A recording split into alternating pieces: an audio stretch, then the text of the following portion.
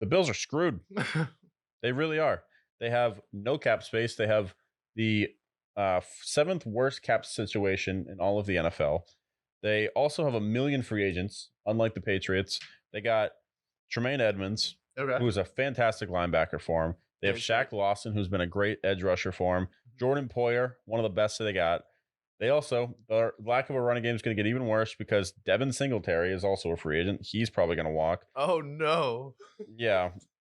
And then some players they might consider cutting. Naheem Hines is $5 million. So they'll probably cut him. They're not going to have a single running back. So, and then their draft picks. They have 7 draft picks to fill a bunch of holes with linebackers leaving, safeties leaving, a running back core that doesn't exist to the point. You have no cap space. The Bills, it's not me dunking on the Bills. It's me being honest with you guys. The Bills have a lot of holes to fix, and they're not going to be able to fix them in the draft. They're going to take a step back. Yeah. For me, I don't think we can preview what the Bills can do. It's more of this is talking about all the things they can do. And it's not, it's like basically all the free agents are going to be leaving. Jordan Poyer voiced his displeasure for being taxed in New York, and he's like, I'm sick of 50% of my paycheck being coming out of my paycheck and going straight to taxes. Like, not even a politics thing, but he's like, I just want my money. I want to go to somewhere where I can actually get paid, no state income tax. So I'm going to, well, that leaves Miami, Jacksonville, or Houston.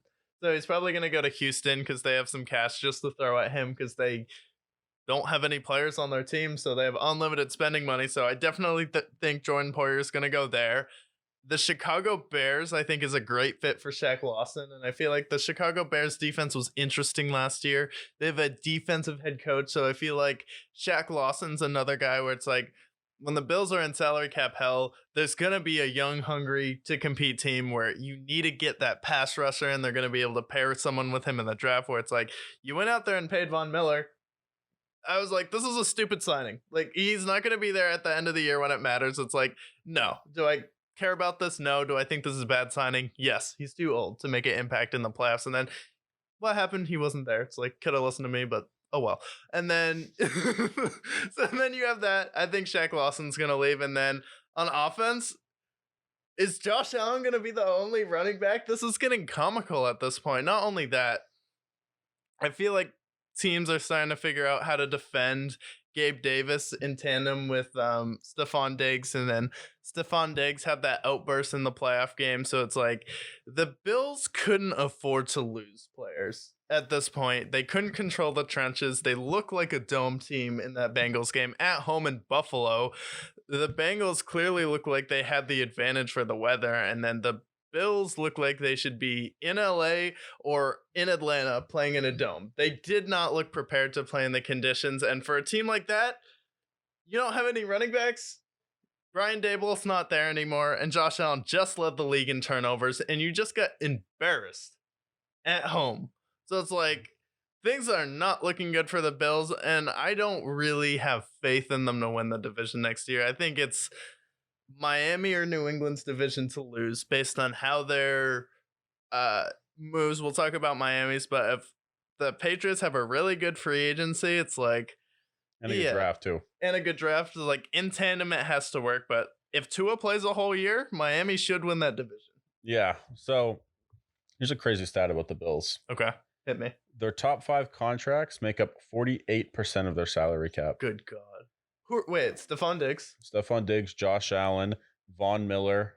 Von Miller, yep. And then Tre'Davious White. And then Tre'Davious White.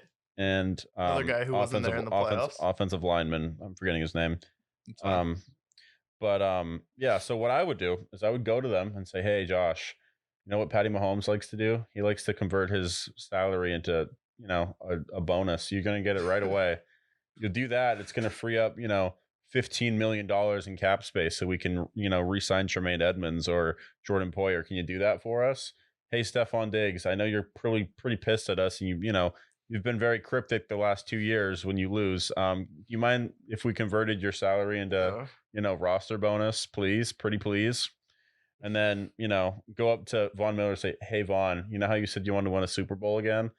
Devon, do you mind if we restructure your deal so it's not fucking us in the ass? Yeah, please, let's do that so we have some cap space. That's what they have to do. That's the only way. And then they got to cut the loose strings that it's going to save them some money. And then after that, if they have enough money in free agency, I think they should get another wide receiver. I see Marvin Jones as an option. I see a Jarvis Landry. I see running backs. I like Raheem Mostert. I'm talking about something they can afford. They can't afford it. They have no cap space. And then I see a Marcus Davenport, a Carlos Dunlap, trying to get one of those veteran guys on the cheap they're looking for a title, but maybe they don't need a bag. I think those are good opportunities. I think it's realistic. Yeah.